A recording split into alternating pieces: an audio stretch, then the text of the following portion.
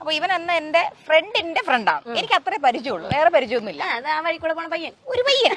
Okay, അങ്ങനെ he just came in. അപ്പൊ ഇടയ്ക്കിടയ്ക്ക് എന്റെ ഈ ഒരു മൈ ബെസ്റ്റ് ഫ്രണ്ട് ഫെലോ കുറച്ചധികം പ്രൈസ് ചെയ്യുമായിരുന്നു പുള്ളിക്കാരനെ. അപ്പൊ എനിക്ക് ഇങ്ങനെ I had one ego when I was in college. എനിക്ക് വെച്ചാൽ എല്ലാരും എന്നെ പുകഴ്ത്തണം എന്നൊരുണ്ട്.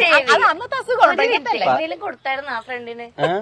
എന്തെങ്കിലും മറ്റേ കൈക്കൂലി ഇല്ല, ചുമ്മാ ലൈക്ക് ഇവന്റെ സാലറി ഹൈ ആണ്, അങ്ങനെയാണ് ഇങ്ങനെ കൊണ്ട് പുകഴ്ത്തലുണ്ട്. അപ്പൊ എനിക്ക് പൊതുവെ എന്തോ ഇയാളുടെ പേര് ഇങ്ങനെ ഒരു ചർച്ചയിൽ വരുമ്പോ എനിക്ക് ഇഷ്ടമല്ലായിരുന്നു. ഞാൻ കണ്ടിട്ടില്ല, കേട്ട് എനിക്ക് ഇഷ്ടമല്ലായിരുന്നു. So one day he came, ആ പുഞ്ചഗിരി ഷോപ്പിൽ ഹി ജസ്റ്റ് കെയിം. വന്നതേ ഫുൾ ഒരു ആറ്റിറ്റ്യൂഡാണ് വന്ന് കയറിയത്. എന്റെ ഒന്നും മുഖത്തോട്ട് പോലും നോക്കുന്നില്ല. He came there, he sat, എല്ലാരും അടിച്ചു പൊളിച്ച് കഴിക്കുന്നു. ഇറങ്ങാൻ സമയപ്പോഴത്തേക്കും പുള്ളിക്കാരൻ നൈസായിട്ട് അങ്ങ് ഇറങ്ങി. ബില്ലെല്ലാം കൂടെ വന്ന് എന്റെ തലയിലായി.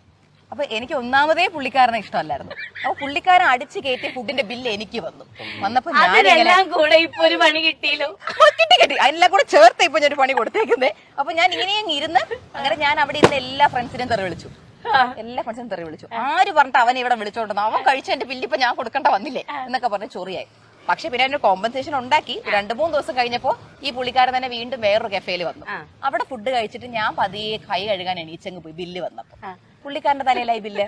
അന്ന് ഇവനെ കൊണ്ട് കൊടുപ്പിച്ചപ്പോ ഒരു സമാധാനം. പക്ഷെ വേറൊന്നും ആദ്യത്തെ ഇൻസിഡന്റ് മനഃപൂർവ്വം അല്ലായിരുന്നു അല്ലെ അശ്വിൻ മനഃപൂർവ്വം ആയിരുന്നില്ല. അത് പിന്നീട് ഐ കേം ടു നോ.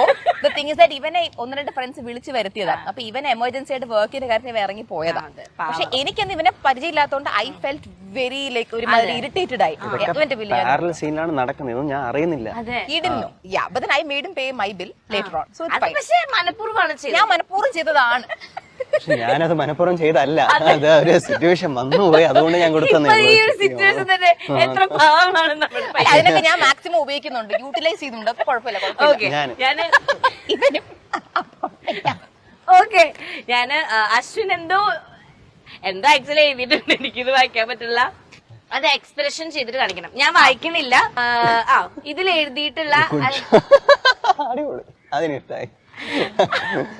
ഇതില് എഴുതിയിട്ടുള്ള പരിപാടി അശ്വിൻ ആക്ട് ചെയ്തിട്ട് നമ്മുടെ ദിയക്ക് മനസ്സിലാവണം. ഞാനത് ജഡ്ജ് ചെയ്യണേ, ഞാൻ ജഡ്ജാണ്. Okay, start camera rolling action.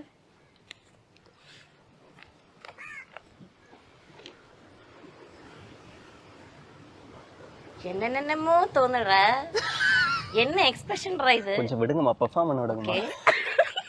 അല്ല പറ, ഇത് പേര് പറ, വേഗം പറ. ഓക്കെ, ഷോ ഓഫ് അൺവാണ്ടഡ് ആയിട്ടുള്ള ജാട. പക്ഷേ വേറൊരു കാര്യം കൂടെ എഴുതി അതില്. That is right. അതന്നെ അൺവാണ്ടഡ് ഷോ ആറ്റിറ്റ്യൂഡ്. അപ്പൊ ജാട ആറ്റിറ്റ്യൂഡ്. പക്ഷെ ബ്രാക്കറ്റിൽ അതിൽ കൊഞ്ചം ഒബ്വിയസ്ലി നമ്മുടെ നടൻ ഒരു കാര്യം എഴുതിയിട്ടുണ്ട്.